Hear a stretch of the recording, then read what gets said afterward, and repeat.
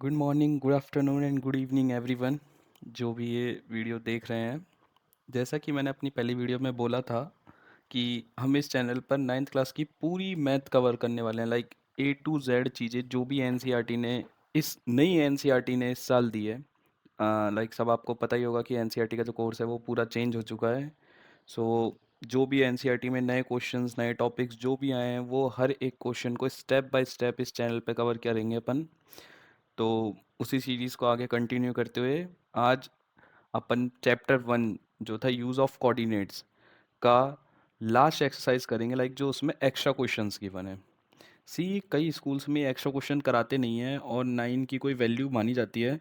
But मेरे को ऐसा लगता है कि सी एनसीईआरटी जो ये क्वेश्चन देती है ना, इसको अगर तुम पूरी एक्सरसाइज करने के बाद करो ना, तो तुम्हारी जो प्रैक्टिस होगी ना, वो नेक्स्ट लेवल हो जाएगी। लाइक मैं तो ये कहता हूँ कि तुमने जैसे पूरी एक्सरसाइज मेरे से देख ली, तुम पूरी एक्सरसाइज पहले खुद से करो पूरा चैप्टर, और देन ये जो एक्स्ट्रा क्वेश्चंस है ना, एक बार खुद से ट्राई करो सारे करने के। मतलब अगर ये बन रहे हैं ना तुमसे, तो मतलब तुमने सब कुछ परफेक्टली कर लिया है। ठीक है, तो अब चालू करते हैं। और मैंने पहली जैसा कहा था कि मैं हर एक क्वेश्चन को बेसिक से चालू करूंगा। लाइक मैं ऐसा मानूंगा कि तुमने पहले की वीडियोस नहीं देखी है, तुमको कोऑर्डिनेट्स का कुछ नहीं आता है, तुमको ये नहीं पता है कि एक्स एक्सिस वाई एक्सिस क्या है। उस तरीके से लेके मैं हर एक क्वेश्चन को सॉल्व करने का ट्राई करा करूँगा। बाकी मेरे ही चैनल पे और भी पहले की वीडियो डाल रखी है, तो तुम जाके पहले उनको देखो, समझो, और फिर अगर आके ये करोगे तो उसमें एक तुमको अलग मजा आएगा। मतलब मैं कर रहा हूँ, उससे पहले ही तुमने क्वेश्चन सॉल्व करके पटक दिया ले, तो उसका जो फील वो तुमको मिलेगा ना, वो तुमको अच्छा लगेगा। ठीक है, सो अपन देखते हैं इसमें सबसे पहला क्वेश्चन क्या है। तो अपना पहला क्वेश्चन कहता है what are the x coordinates and y coordinates of the point of intersection of two axis. चलो, तो ठीक है, सबसे पहले अपन कलर चेंज करते हैं पेन का। अपन कलर ले लेते हैं ग्रीन, क्योंकि ये क्वेश्चन भी ग्रीन से लिखा है, मजा आएगा ग्रीन में। ठीक है, तो अब तुम समझो, सबसे पहले तो तुमको पता होना चाहिए ये एक्सेसिस क्या होते हैं। ठीक है, एक्सेसिस क्या है? तो दो तरह के एक्सेस होती हैं, एक तो होता है अपना एक्स और एक होता है अपना वाई। ठीक है, अब एक्स एक्सिस और वाई एक्सिस जो है कार्टेशियन प्लेन पे अपन उनको ड्रॉ करते हैं, जिससे कि अपन सारी चीज़ें लोकेट कर सके। ये जो अपना हॉरिजॉन्टल बनता है ये होता है एक्स, और ये जो वर्टिकल बनता है ये होता है अपना वाई। ठीक है, अब क्वेश्चन में क्या कहा है कि x coordinate and y coordinate. Again मैं फिर से बताता हूँ, ठीक है। कोऑर्डिनेट्स अपन कोई भी किसी भी पॉइंट को लिखते हैं, तो कोऑर्डिनेट्स अपन लिखते क्यों है? ताकि कोई भी पॉइंट को अपन कार्टेशियन प्लेन के अंदर लोकेट कर सकें, कि अपन पता लगा सके कि वो पॉइंट कहाँ पे कार्टेशियन प्लेन के अंदर है। तो अगर सपोज कि कुछ इस तरीके से लिखा है कि कोऑर्डिनेट दे रखे हैं तुम्हारे ए कॉमा बी। ठीक है, अब ये जो तुम्हारा ए होता है ये होता है तुम्हारा एक्स कोऑर्डिनेट, और जो बी होता है वो होता है तुम्हारा वाई कोऑर्डिनेट। समझ गए ये बात?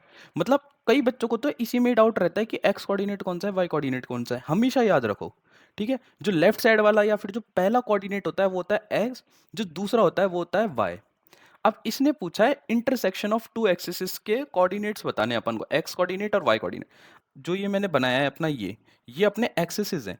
अब तुम समझो कि ये वाई एक्सिस तो इधर से जा रही है और ये एक्स एक्सिस यहाँ से जा रही है। ठीक है, तो ये जो इंटरसेक्ट कर रहा है यहाँ पे, ये एक ऐसा पॉइंट है जहाँ पे इंटरसेक्ट कर रहा है, और जो ये पॉइंट जहाँ पे इंटरसेक्ट करता है ना, वो होता है 0,0, जिसको अपन ओरिजिन भी बोलते हैं।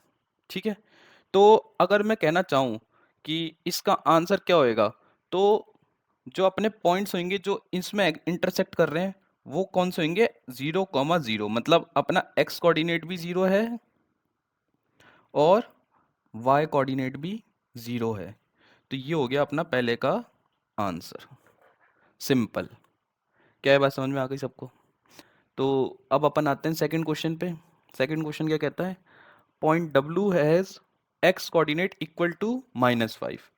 Can you predict the coordinates of point H which is on the line through W parallel to the y-axis? Which quadrant can H lies? तो मतलब ये क्या कह रहा है कि कोई तुम्हारे पास एक पॉइंट है W। ठीक है, तुम्हारा कोई पॉइंट है एक W, जिसका उसने तुमको दे रखा है x कोऑर्डिनेट कुछ -5। y कोऑर्डिनेट नहीं पता, अपन y को y लिख लेते हैं। ठीक है, तो वो कह रहा है कि कोई एक एच पॉइंट और है जो कि डब्ल्यू के पैरेलल ही जा रहा है।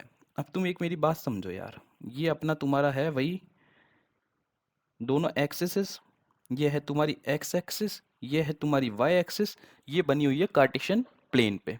ठीक है, अब जो डब्लू तुम्हारा कोई पॉइंट है -5, मतलब वो कहीं यहाँ पे कहीं होगा।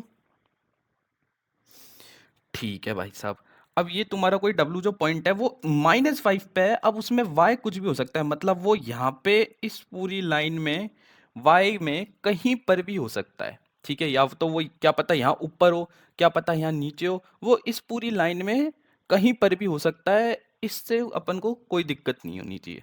ठीक है, अब इस क्वेश्चन में अपन ने देख रखा था कि इसमें क्या बोला था कि एच कोऑर्डिनेट जो है वो डब्लू वाली किसी लाइन पे होएगा, ये अपनी पूरी डब्लू की लाइन है, तो इसी लाइन पे कहीं पर भी एच है जो कि ये डब्लू के पैरेलली जा रही है। ठीक है, ये बात अपन को समझ में आ गई। अब तुम सोचो, क्या पता एच यहाँ हो, क्या पता एच यहाँ हो, क्या पता एच यहाँ हो, यहाँ हो, यहाँ हो, वो कहीं पर भी हो सकता है एच, उसकी कोई भी अपन को दिक्कत नहीं है।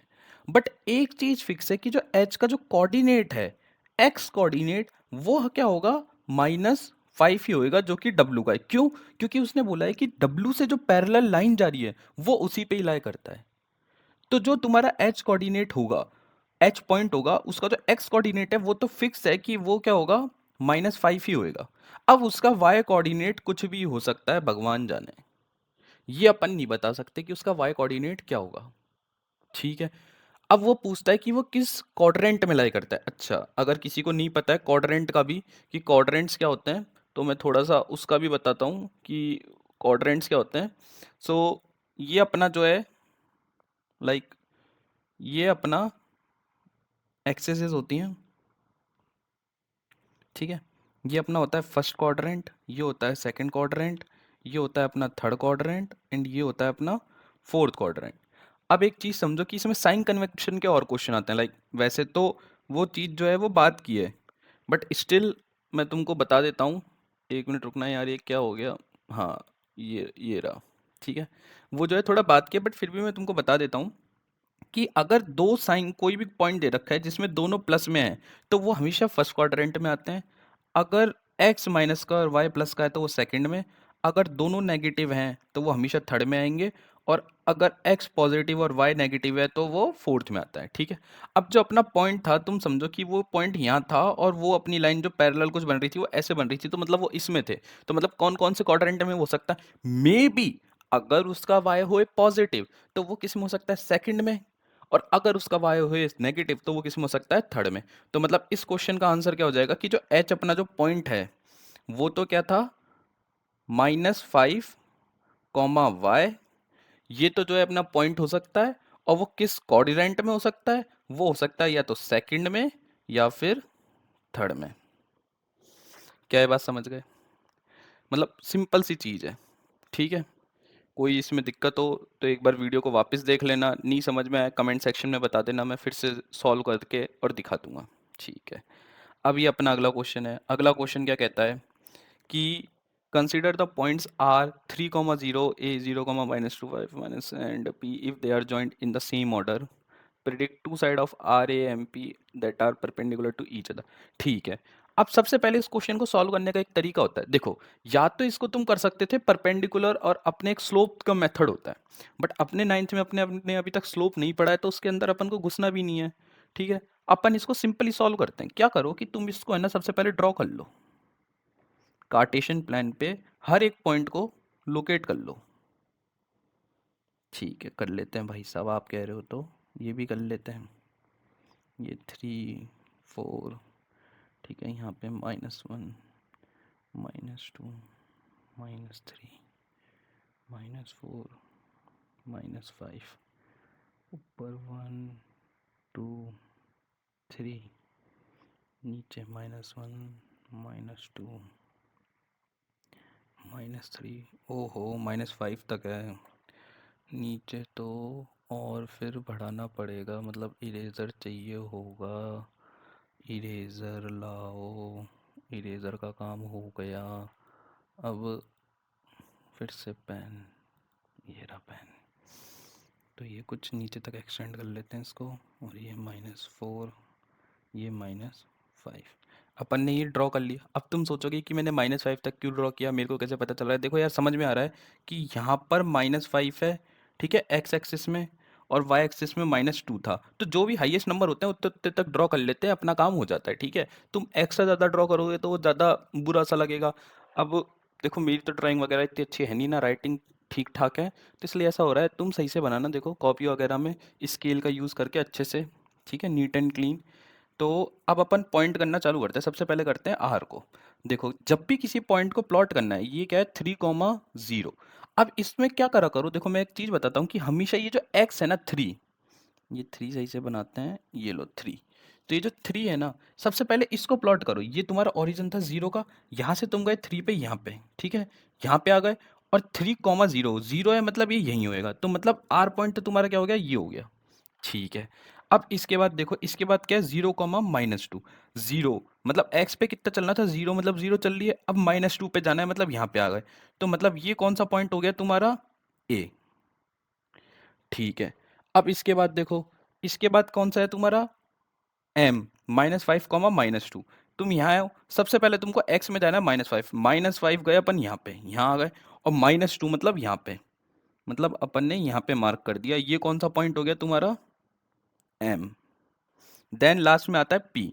पी क्या है, -5, 2, फिर से -5 पे गए, यहाँ पे आए, और फिर 2 ऊपर जाना है, तो अपन यहाँ पे आ गए। ये कौन सा पॉइंट हो गया तुम्हारा, पी, ठीक है।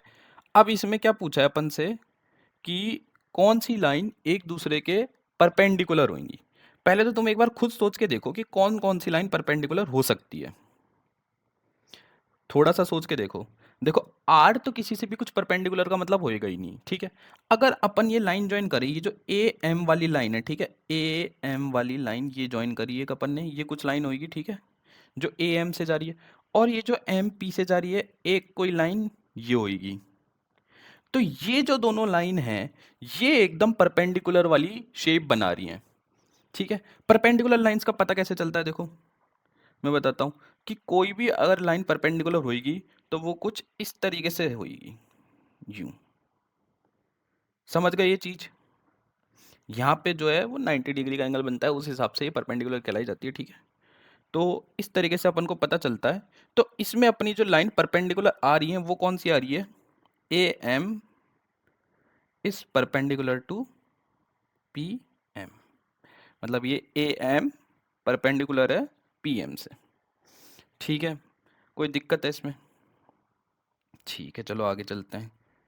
अब नेक्स्ट क्वेश्चन इसी का ही सेकंड पार्ट क्या कहता है, one side of R A M P that is parallel to one of the axis. मतलब क्या बताना है कि कोई एक ऐसी साइड बताओ आर एम पी के जो कि पैरेलल है कोई एक एक्सिस के। अपने एक्सिस कौन कौन सी होती हैं, मैंने क्या बताया था, सबसे पहले एक्सिस होती है वाई एक्सिस एक, और फिर कौन सी होती है एक्स एक्सिस, ठीक है। तो अब अपन को बताना है कि उसके पैरेलल, अच्छा पैरेलल लाइंस का कैसे पता चलता है, जो भी लाइन ऐसे स्ट्रेट जा रही हूँ, मतलब कि वो दोनों कभी भी इंटरसेक्ट नहीं करेंगी, वो कभी भी मीट नहीं करेंगी, ठीक है।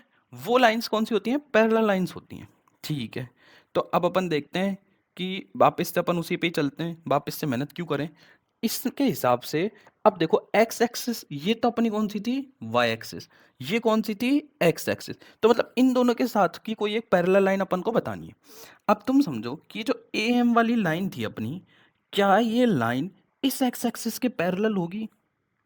मतलब तुम सोचो कि ये हमेशा -2 से पास हो रही है, ये वाली भी -2 से पास हो रही है, मतलब वाई एक्सिस पे -2 पे ही रहेगी, तो मतलब ये ऐसे ही जाएगी स्ट्रेट ही, जो ए एम वाली लाइन है वो स्ट्रेट जाएगी, हाँ कि ना। तो ये जो अपनी एक्स एक्सिस के साथ है ये कभी भी इंटरसेक्ट नहीं करेंगी। देखो ये पीएम वाली लाइन तो हो ही नहीं सकती क्योंकि ये तो इंटरसेक्ट कर गई, ठीक है। पर पीएम वाली लाइन जो है वो वाई एक्सिस के साथ हो सकती है, ठीक है। क्या ये बात समझ में आ रही है। तो जो पीएम वाली लाइन है, मैं एक तो ये पीएम वाली लाइन जो है ये पैरेलल हो रही है किसके साथ, वाई एक्सिस के साथ। और ये जो एएम वाली लाइन है ये किसके साथ पैरेलल हो रही है, एक्स एक्सिस के साथ। तो अगर मैं लिखना चाहूँ तो कौन कौन सी हो गई, एएम वाली लाइन तो पैरेलल थी एक्स एक्सिस के साथ, और कौन सी थी यार, नाम भूल गया मैं तो, नाम देख लेते हैं, हाँ पीएम। और पीएम वाली लाइन पैरेलल थी वाई एक्सिस के साथ। ये जो साइन बनाया है मैंने ये होता है पैरेलल का साइन, ठीक है। तो इन क्वेश्चनों में अभी तक कोई दिक्कत हो तो बताओ, नेक्स्ट क्वेश्चन पे चलते हैं। कुछ भी समझ में नहीं आया तो एक बार वीडियो को पॉज करो, खुद से ट्राई करो, सब हो जाएगा, ठीक है। अब देखो ये थर्ड क्वेश्चन क्या कहता है, इसी क्वेश्चन थर्ड में थर्ड पॉइंट है ये, ठीक है।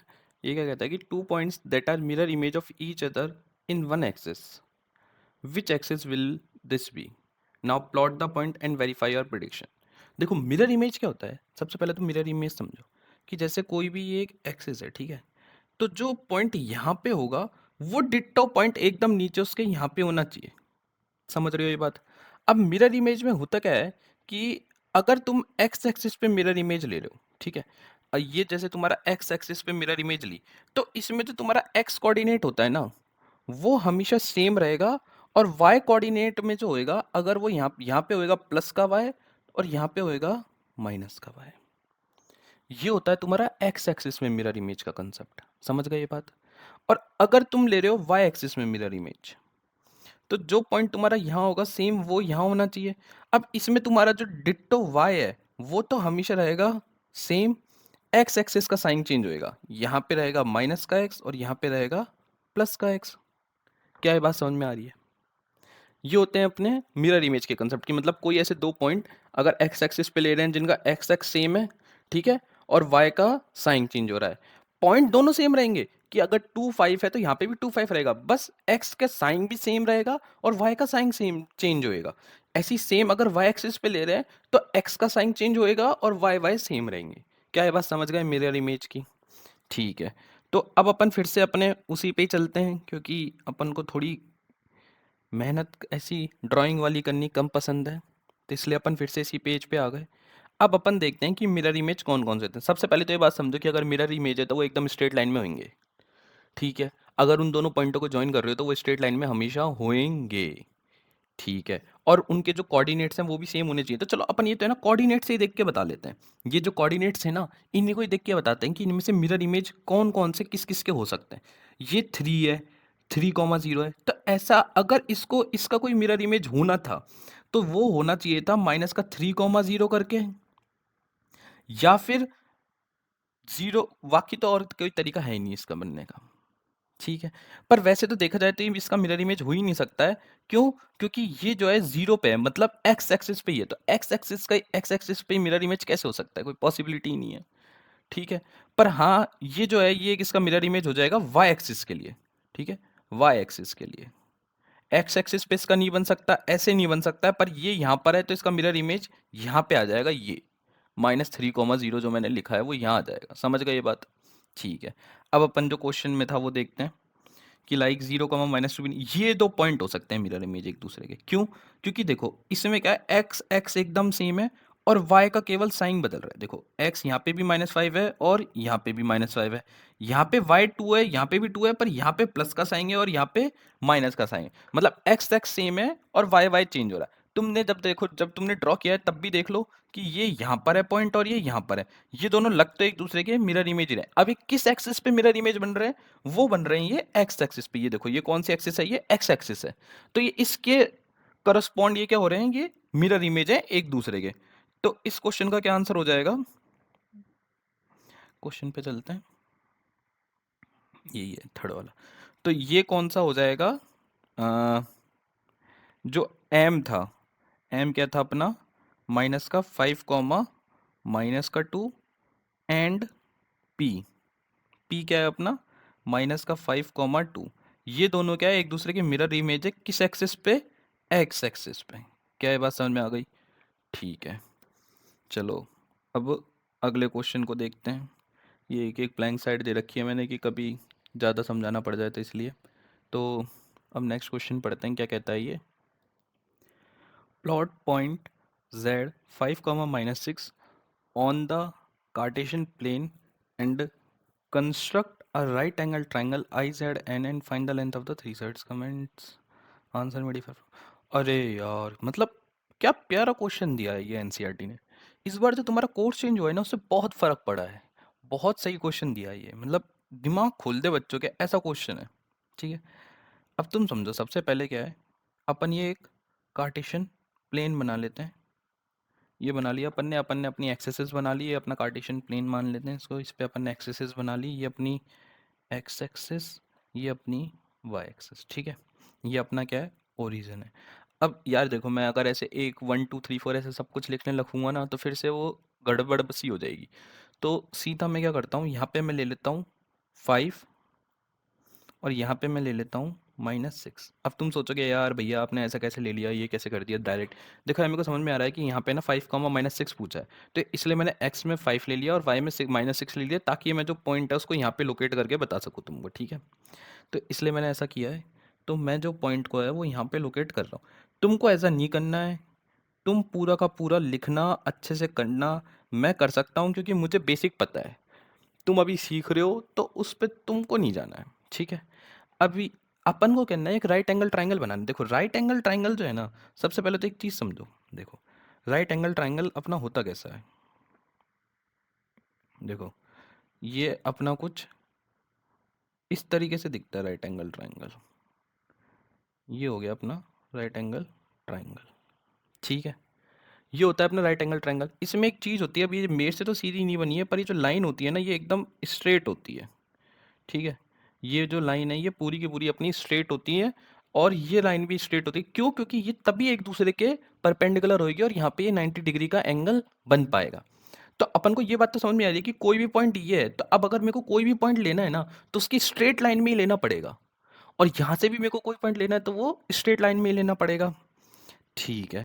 अब चाहो तो तुम इस पूरी स्ट्रेट लाइन में कोई सा भी पॉइंट ले सकते हो, बट मैं एक मानता हूँ कि लाइक सपोज कि मैं आई पॉइंट को यहीं पे ही ले लेता हूँ, ताकि मेरी थोड़ी कैलकुलेशन भी आसान रहे, क्वेश्चन दिखे भी अच्छा।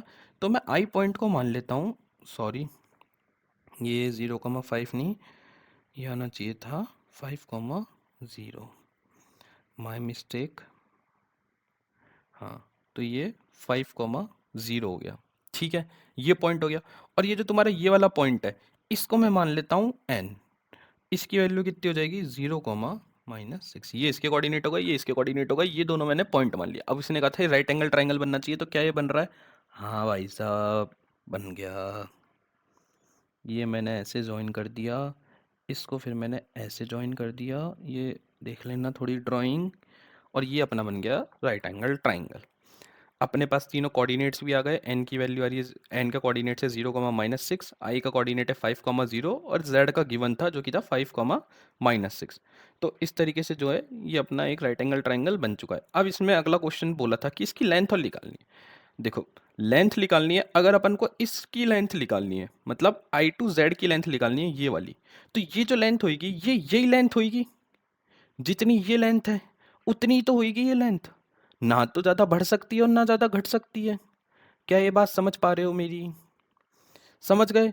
तो इधर ये था अपना 0, 0 से अपन कितना नीचे गए थे, -6, मतलब ये टोटल लेंथ कितनी आ गई थी, -6 तक।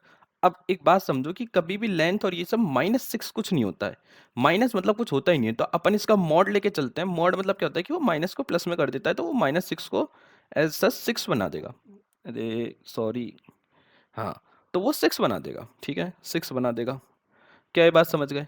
तो इसलिए जो इसकी लेंथ है वो तो कितनी हो गई, 6, और जो ये वाली लेंथ है हॉरिजॉन्टल लेंथ, वो इसी हॉरिजॉन्टल लेंथ के इक्वल होगी, तो ये कितनी हो गई, 5।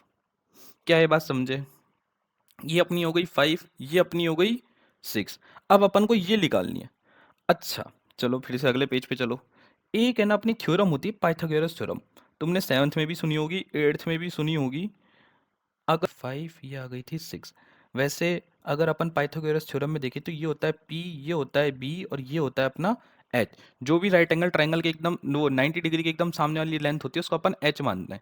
तो उसमें एक अपने पास थ्योरम होती है, वो कहती है कि हमेशा अगर राइट एंगल ट्राइंगल है तो ये प्रॉपर्टी को सेटिस्फाई ज़रूर करेगा। मतलब H² = P² + B², ये जो प्रॉपर्टी है इसको हमेशा सेटिस्फाई करेगा अगर वो राइट एंगल ट्राइंगल है तो। ठीक है भैया। अब अपन को समझ में आ रहा है कि ये था 5, ये था 6। तो अपन को अगर h की वैल्यू निकालनी है, मतलब h² की वैल्यू निकालनी है, तो वो कितनी होनी चाहिए, 5 का स्क्वायर प्लस 6 का स्क्वायर। अब ये मैं तुमसे एक्सपेक्ट करता हूँ 9th क्लास के बच्चे हो तो कि तुमको स्क्वायर निकालना आता होगा। नहीं पता है तो फिर भी मैं बता देता हूँ चलो कि 5 स्क्वायर मतलब कभी भी ये स्क्वायर लिखा होता है या कोई भी ये पावर लिखी होती है उसका मतलब क्या होता है कि अपन को वो जो बेस है, देखो ये जो नीचे लिखा होता है इसको बोलते हैं बेस और जो ऊपर लिखा होता है इसको बोलते हैं पावर या फिर एक्सपोनेंट। तो जो भी ये बेस होता है इसको अपन को इसी बेस से इतनी बार मल्टीप्लाई करना है, मतलब अगर 2 लिखा है तो मतलब इस बेस को इसी खुद से ही इतनी बार मल्टीप्लाई करना है। अगर ऐसा लिखा होता 5 की पावर 4 तो इसका मतलब क्या होता था कि 5 को 5 से ही 4 बार मल्टीप्लाई करना है। क्या ये बात समझ गए? ठीक है। अब 5 का स्क्वायर है मतलब 5 इंटू 5, 5 इंटू 5 कितना होता है 25। सेम 6 इंटू 6 36, 6 6 जा 36 ही तो होता है। अब तुम इन दोनों को ऐड कर लो, तुम्हारा कितना आ जाएगा? ये आएगा कुछ 61। तो मतलब तुम्हारे एच स्क्वायर की जो वैल्यू है वो कितनी आ गई 61। तो एच की जो वैल्यू है वो कितनी आ जाएगी रूट ऑफ 61। सब मैं मानता हूँ कि ये तुमको पता होगा कि इसको अपन ने अंडर रूट लिया है और इसी का ही जो है 61 पे अंडर रूट आ चुका है, इसको अपन स्क्वायर रूट बोलते हैं और एच की जो वैल्यू है वो अपनी आ गई है 61। तो अगर अब मैं आंसर लिखना चाहूँ, आंसर क्या आएगा? जो अपनी आई कोऑर्डिनेट था, सबसे पहले तो कोऑर्डिनेट्स पूछे थे, तो कोऑर्डिनेट्स में आई को तो ले लिया 5,0, देन अपन ने एन को ले लिया है 0,-6 और जेड को ले लिया है, जेड तो ऐसे ही अपन को गिवन था यार, लिया थोड़ी है, जेड को ले लिया है 5,-6। ठीक है। अब अपनी जो लेंथ आई थी वो क्या क्या आई है? आई जेड जो आ रही है वो आ रही है 6। ठीक है। जो अपनी एन जेड आ रही है वो आ रही है 5 और जो अपनी आई एन मतलब जो अपनी हाइपोटेनियस आई है वो आई है अपनी रूट 61। अब अगर ये रूट 61 सॉल्व हो सकता होता तो अपन जरूर कर लेते, पर ये नहीं हो रहा है अभी तो इसलिए अपन इसको नहीं छेड़ेंगे और अब अपन चलते हैं आगे। ठीक है। अब ये है क्वेश्चन 5। क्वेश्चन 5 क्या कहता है? What would be a system of coordinates be like if we did not have negative numbers? Would this system allow us to locate all the points on the field? देखो यार ये तो एक बच्चों का सा क्वेश्चन है, सिंपल सा, एक ही एनसीईआरटी पूछ रहा है कि वो तुमसे पूछना चाह रहा है कि एक बात बताओ कि अगर नेगेटिव नंबर्स ना होते कोऑर्डिनेट सिस्टम कैसा दिखता, कैसा होता, क्या तुम सारे पॉइंट्स को लोकेट कर सकते थे तब? तो मतलब समझो यार, देखो कि वैसे तो एकदम यार बेसिक सा क्वेश्चन है ये अपना होता है कोऑर्डिनेट्स प्लेन, ये अपने होते हैं यहाँ पे सारे पॉजिटिव पॉजिटिव यहाँ आते हैं, यहाँ पे अपने सारे नेगेटिव और नेगेटिव आते हैं। ठीक है, ये बात अपन को पता थी। अब ये कह रहा है कि अगर ये नेगेटिव ही ना होते, ठीक है, केवल पॉजिटिव ही होते, मतलब यहाँ जा सकते हो या यहाँ जा सकते हो, ठीक है, तो क्या अपन सारे पॉइंट्स को लोकेट कर पाते? सिंपल सा आंसर है नहीं, नो। समझ गए? हिंदी इंग्लिश दोनों में बता रहा हूँ, नहीं, नो। क्यों? क्योंकि अगर ये ही नहीं होता तो बस अपने पास केवल फर्स्ट क्वाड्रेंट होता। तुम समझो ना, देखो अब मैं तुमको बताता हूँ कि लाइक जैसे तुमने अगर सोचा कि तुम्हारा ये भी हट गया है, ठीक है, फिर वो भी हट गया है, नीचे वाला भी, तो सब कुछ ही हट रहे हैं अगर, तो फिर कैसे पॉसिबल है कि ये हो जाए, है ना? कि लाइक देखो जैसे तुम्हारे पास ये भी नहीं रहा, ठीक है, फिर तुम्हारे पास ये भी नहीं है, केवल कौन से बचेंगे? ये वाले बचेंगे। एक मिनट रुको, ये रहा पेन, ये इतना सा पोर्शन बच रहा है, ये तो केवल फर्स्ट क्वाड्रेंट ही है, बाकी कोई क्वाड्रेंट रहे ही नहीं। तो इसका क्या मतलब है कि अपन लेफ्ट साइड्स के जो पॉइंट्स हैं, जो नीचे पॉइंट्स प्लॉट होते थे, जो सेकंड थर्ड फोर्थ क्वाड्रेंट में आते थे, वो पॉइंट कभी अपन कर ही नहीं सकते हैं। तो इसका सिंपल सा आंसर हो जाएगा नो। अगर तुम अपने पेपर के उससे लिखना चाहो तो मैं बोल देता हूँ वो लिख लो, ठीक है? क्या लिखोगे? If negative number did not exist the coordinate system would have only positive value, so only the first quadrant would exist. So this system would not allow us to locate all the points on a 2D plane because points with negative coordinate cannot be represent. ये चाहे तो volume को धीरे करके सुन लेना, अच्छे तरीके से स्पीड को धीरे करके, सॉरी, इसको सुन लेना जो मैंने बोला है। ये तुम्हारा जो आंसर था, अगर तुम्हारे सिंपल क्वेश्चन अगर पेपर में आ जाए कभी स्कूल के, तो उसमें तुम लिख सको। ठीक है। अब ये अगला क्वेश्चन क्या कहता है कि are the points M -3, -4, a 0, 0 and g 6, 8 on the straight same straight line, suggest a method to check this without plotting and joining the points. देखो यार, ये क्वेश्चन जो है पहले भी अपन ने कई बार कर चुका है पीछे वाली एक्सरसाइज में, तो अगर तुमने नहीं देखा है तो मैं तुमको लिंक दे दूंगा पीछे की एक्सरसाइज की सारी वीडियोस की, उस पर तुम जाके देखना। यार ये पता नहीं कैसे इस पे एक्सरसाइज 1.1 लिखी आ रही है, वैसे ये हैं अपने जो एक्स्ट्रा क्वेश्चंस वाली हैं, ठीक है। सो इस पे नहीं जाना है, ये मे बी बाय मिस्टेक गलती से प्रिंट हो गया होगा पीपीटी की वजह से। तो चलो ठीक है, ये क्वेश्चन भी चाहो तो मैं करा सकता हूँ, वरना एक काम करता हूँ, मैं तुमको बस हिंट देता हूँ, ठीक है। फिर तुम जो है पीछे वाली वीडियोस में जाके अगर तुमको नहीं आए तो तुम देख सकते हो कि इस तरह के क्वेश्चन कैसे होते हैं, ठीक है। तो अब देखो, एक चीज़ समझो कि अगर तुमको कोई भी पॉइंट्स चेक करना होता है कि लाइक जैसे एम क्या है -3, -4, ए 0, 0 एंड जी क्या है 6, 8, ठीक है। अगर तुमको ये चेक करना है कि ये तीनों पॉइंट स्ट्रेट लाइन में है कि नहीं, ठीक है, तो इसमें अपन को क्या चेक करना पड़ता है कि क्या ये तीनों पॉइंट कोलीनियर हैं या नहीं। कोलीनियर क्या होता है, देखो, कोलीनियर पॉइंट्स को अगर अपन को डिस्टेंस फार्मूला से फाइंड करना है, देखो डिस्टेंस फार्मूला, कोलीनियर फार्मूला, ये सब अपन पहले एक्सरसाइज में कर चुके हैं, अपन ने 1.1 1.2 सारी पूरा चैप्टर ये कंप्लीट कर चुके हैं, तो उसमें अपन ये सब कुछ सीख चुके हैं, ठीक है। तो अभी अगर मैं वापस समझाऊंगा तो बेमतलब में वीडियो की लेंथ ज़्यादा बढ़ेगी, तो मैंने उनमें सब कुछ समझा रखा है, तुम जाके एक बार उसको देखना, मैं लिंक अटैच कर दूंगा वीडियो की, ठीक है। तो मतलब तुम समझो कि सबसे पहले इसमें अपन को करना क्या पड़ता है कि अपन डिस्टेंस निकालते हैं एम ए की, ठीक है। देन अपन डिस्टेंस निकालेंगे ए जी की, देन अपन डिस्टेंस निकालेंगे जी एम की। अब अपन ने ये तीनों डिस्टेंस निकाल ली, ठीक है। अब इसके बाद अपन को चेक करना होता है अगर कोई भी दो, मतलब तुम समझो कि लाइक अगर कोई भी दो, जैसे कि अगर अपन एम ए प्लस ए जी को ऐड करें तो अगर वो जी एम के इक्वल आ जाए, या फिर ए जी को और जी एम को ऐड करें और वो एम ए के इक्वल आ जाए, या फिर एम ए और जी एम को ऐड करें तो वो एजी के इक्वल आ जाए। अगर इन तीनों में से कोई सा भी एक हो जाए तो मतलब अपन कह सकते हैं कि ये कोलिनियर है और ये एक स्ट्रेट लाइन में आ रहे होंगे। और अगर ये तीनों तीनों ही फॉल्स हो जाए, मतलब कोई भी ऐसी चीज पॉसिबिलिटी नहीं हो पा रही हो, तो अपन ये कह सकते हैं कि ये तीनों सेम लाइन में नहीं आएंगे, ये कोलिनियर नहीं है, ये स्ट्रेट लाइन में नहीं होंगे। अपनी सिंपल सी बात यहीं खत्म हो जाती है फिर क्वेश्चन की। इसमें कुछ भी नहीं है, कोलिनियर वाला फंडा लगेगा, इसमें तुम डिस्टेंस निकाल लो, डिस्टेंस का फॉर्मूला वगैरह सब मैंने पहली क्लासेस में सिखाया था, तुम वहाँ पे जाके देख सकते हो, और कोलिनियर से ये चेक हो जाएंगे। और ठीक है, मतलब यार ये तो तुम खुद से ही करो, लाइक एक तरीके से होमवर्क मान लो, बहुत ही बेसिक क्वेश्चन है। इस क्वेश्चन को में अगर दिक्कत आए, ये देखो डब्लू बहुत ही स्टाइलिश बन गया है, कोई बात नहीं, दिल पे मत लेना यार, डब्लू ऐसा मन कर लेते हैं, ठीक है। तो इसको तुम देख सकते हो, कोई दिक्कत आए तो मेरे को कमेंट सेक्शन में बता देना, मैं करवा दूंगा। बाकी ये बहुत बेसिक क्वेश्चन है, हो जाना चाहिए, ठीक है। तो अब अपन चलते हैं नेक्स्ट क्वेश्चन पे। नेक्स्ट क्वेश्चन जो है सेवन्थ हो गया, कहता है use your method from problem 6 to check if the points are on the straight line, now plot both sets of point and check your answer. देखो यार, ये क्या कह रहा है कि जो तुमने क्वेश्चन 6, जो इससे अपन ने पहला वाला क्वेश्चन जो इसमें मैंने बोला था कि कोलिनियर की तरह से चेक करना होगा, तो ये क्या कह रहा है कि जो प्रॉब्लम 6 में तुमने, क्वेश्चन 6 में तुमने जो मेथड लगाया है उसी मेथड से चेक करो कि क्या ये आर बी और सी स्ट्रेट लाइन पे आ रहे हैं। मतलब सेम सिंपल तुमको कोलिनियर मेथड ही बोल रहा है ये वापस लगाने का, कि इसमें भी तुमको क्या करना है कि सबसे पहले आर बी फाइंड करनी है, फिर बी सी फाइंड करनी है, और फिर सी आर फाइंड करना है, ठीक है। ये तीनों चीज़ें फाइंड करनी है और ये चेक करना है कि क्या ये एक स्ट्रेट लाइन पे आ रहे हैं। और फिर क्या कह रहा है, now plot both the sets of the point and check your answer.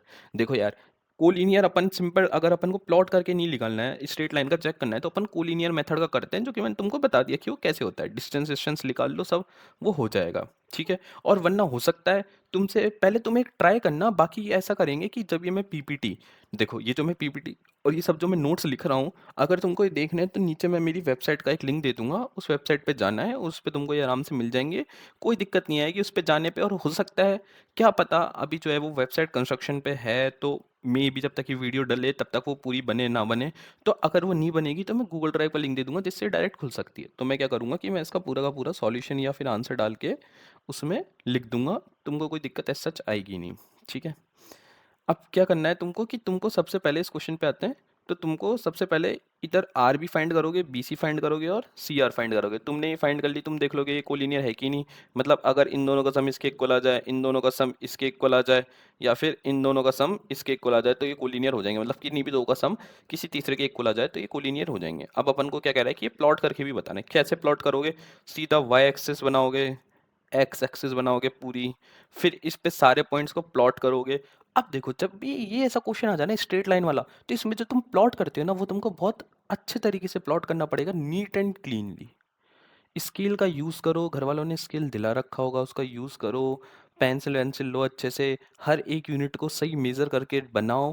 क्योंकि अगर तुमने ये हवा में बनाया ना, तो ये कभी भी तुम्हारी स्ट्रेट लाइन शो ही नहीं करेगा। ठीक है? तो तुमको क्या करना है कि तुमको बनाने ही पॉइंट्स प्लॉट करने हैं, और फिर चेक करना है कि क्या ये, फिर तुमको तीनों पॉइंट्स को अटैच करना पड़ेगा। मतलब तीनों पॉइंट्स को एक दूसरे से ज्वाइन करो, और फिर देखो कि क्या वो तीनों एक स्ट्रेट लाइन में आ रहे हैं। मतलब सपोज कि जैसे ये क्या है, पहला पॉइंट है -5, -1, मतलब ये कुछ पॉइंट होगा यहाँ पे। ठीक है? दूसरा पॉइंट क्या है, -2, -5, मतलब ये पॉइंट कुछ आ गया तुम्हारा यहाँ पे। और तीसरा पॉइंट क्या रहा है यहाँ पे, 4, -12, मतलब कुछ आ गया यहाँ पे। तो मे भी ऐसा हो सकता है कि ये जो तीनों पॉइंट को जब तुम ज्वाइन करो, तो ये कुछ स्ट्रेट लाइन में आ जाए। क्यों? क्योंकि इसमें पॉसिबिलिटी मेरे को लग रही है ये हो सकता है, बाकी मैंने भी चेक नहीं किया है। तो तुम खुद ही पहले चेक करके देखना। और बाकी ये एक मेथड होता है कि लाइक तुम दोनों तरीके से वेरीफाई कर सकते हो अपना आंसर, कोलिनियर से भी जिसमें तुम कैलकुलेशन करते हो, और ये प्लॉट करके भी जिसमें तुम डायग्राम बना के और अपनी ड्राइंग का प्रदर्शन करते हो कि किसकी कितनी अच्छी है, उसके हिसाब से उसका उतना अच्छा आंसर आ जाएगा। ठीक है? तो मतलब ये दोनों मेथड थे जो मैं तुमको बता चुका हूँ कोई भी स्ट्रेट लाइन को चेक करने का। तो ये कर लेना, और बाकी इसका आंसर अगर मेरे को लगेगा तो मैं पीपीटी में डाल दूंगा। ठीक है? नेक्स्ट क्वेश्चन पे चलते हैं। नेक्स्ट क्वेश्चन क्या कहता है, using the origin as one vertex and plot the vertex of a right angle isosceles triangle.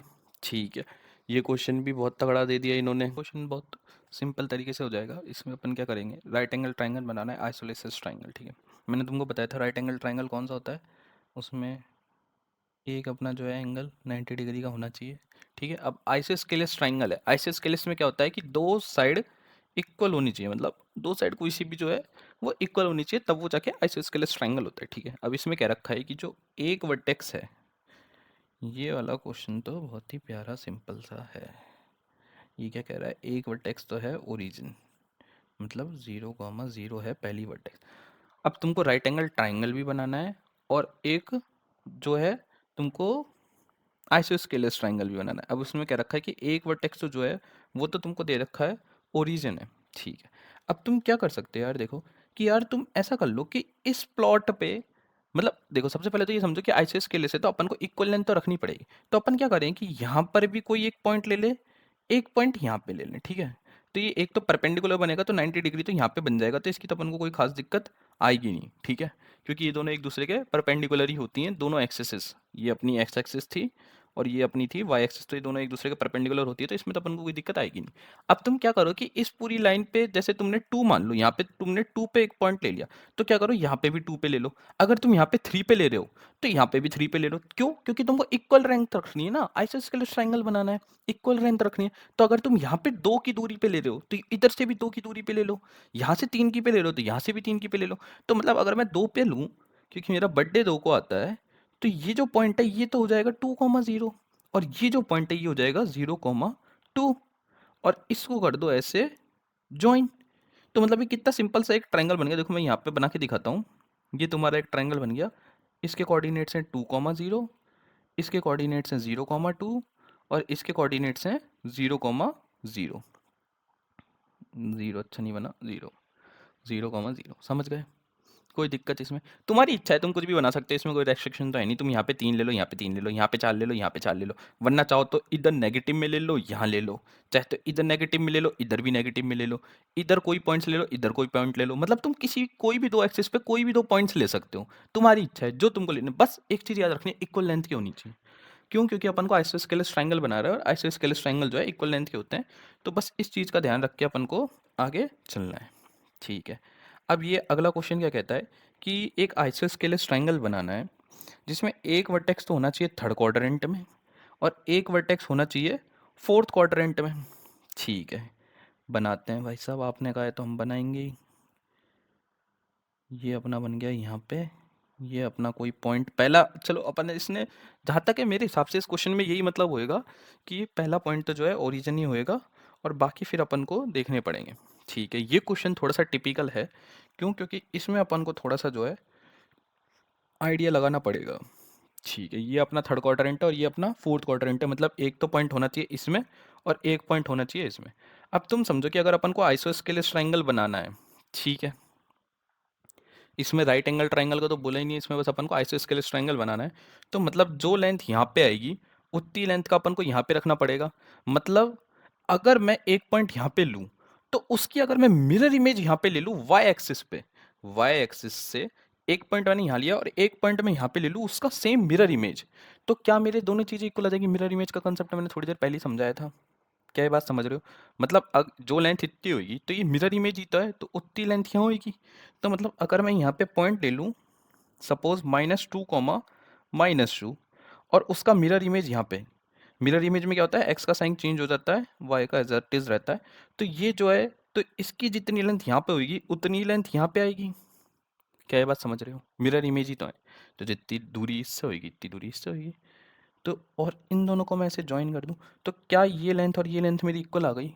क्या मेरा ए, बी और ये कुछ सी मान लो, क्या ये मेरा एक आइसोस्केलेस ट्रायंगल बन जाएगा? हाँ कि ना? ये बात समझ में आ रही है? फिर से तुम बोलोगे भैया दो दो ही क्यों लिया है? मेरी डेट ऑफ बर्थ है, मुझे अच्छे लगता है। तुम तुम्हारी डेट ऑफ बर्थ के हिसाब से ले लो, पर इस तरीके से लेना जो भी पॉइंट यहाँ पे लो उसका मिरर इमेज यहाँ पे आ जाए। ठीक है ये बात? और बाकी देखो, ज़रूरी नहीं है मैंने 2 लिया है तो इसलिए सेटिस्फाई कर रहा है। आगे तुम देखो, वैसे तो चाहो तो मैं इसकी डिस्टेंस भी निकाल के दिखा सकता हूँ कि लाइक 0,0 से -2, डिस्टेंस फार्मूला क्या होता है, x2 - x1। यहाँ पे अपना x2 है ये, माइनस का 0 का whole square plus y2 - y1 का होल स्क्वायर। ठीक है, ये कितना हो जाएगा, -2 - 0 -2 ही रहेगा, -2 का होल स्क्वायर कितना हो जाता है 4। फिर यहाँ पे भी सेम ही आएगा 4, तो मतलब इसकी जो वैल्यू है वो कितनी आ रही है, √8। ठीक है, अब अपना अगला पॉइंट क्या था कि 0,0 से जो उसका जो कोऑर्डिनेट था दूसरे साइड वाला, ठीक है, इसका मिरर इमेज वाला कोऑर्डिनेट होता है 2, -2। तो अब अगर मैं इसका करना चाहूँ तो ये क्या हो जाएगा, 2 - 0 का होल स्क्वायर प्लस -2 - 0 का होल स्क्वायर। मतलब इसकी भी वैल्यू कितनी आ जाएगी, 8। क्यों? क्योंकि ये भी 2 हो जाएगा तो 2 का स्क्वायर 4, ये भी -2 होएगा, -2 का स्क्वायर 4 ही होएगा, और 4 + 4 8। जैसा कि तुम देख सकते हो दोनों सेम ही आ रही है। क्या ये बात समझ में आ गई? तो अब अगले क्वेश्चन पे चलते हैं, 9th क्वेश्चन। अरे यार ये वीडियो जो है 40 मिनट प्लस की हो चुकी है, तो मुझे लगता है कि अभी मुझे यहीं पे इस पार्ट को तो रोकना पड़ेगा। ठीक है, अभी के लिए इतना ही रखते हैं, और जो है बाकी कुछ समझ में ना आए तो कमेंट सेक्शन में लिख देना। ये जितना भी मैंने यहाँ पे लिखा था उस पूरे की पीपीटी जो है वो तुमको मैं दे दूँगा। ठीक है, इस चीज़ में कोई दिक्कत नहीं होनी चाहिए थी। चलो ठीक है, और बाकी जो है पहले की जो एक्सरसाइज है वो जाके देखो, अगर कुछ समझ में नहीं आ रहा है तो, क्योंकि उनमें मैंने सब कुछ अच्छे से समझा रखा था, डीपली सब कुछ समझाया है कि क्या होती है डिस्टेंस फार्मूला, क्या होता है कोलिनियर, क्या होता है, सब कुछ बता रखा है अच्छे से। तो एक बार जाके तुम वो भी देख सकते हो सारी वीडियोस, अगर तुमको अच्छी लगे तो प्लीज़ लाइक करना और सब्सक्राइब करना चैनल को, क्योंकि मेनली तो वो बहुत मोटिवेट करते हैं किसी भी टीचर या फिर किसी भी कंटेंट क्रिएटर ले लो या किसी को भी ले लो उसको काम करने के लिए। तो ठीक है, thank you guys for watching this video, and stay healthy, stay safe, bye.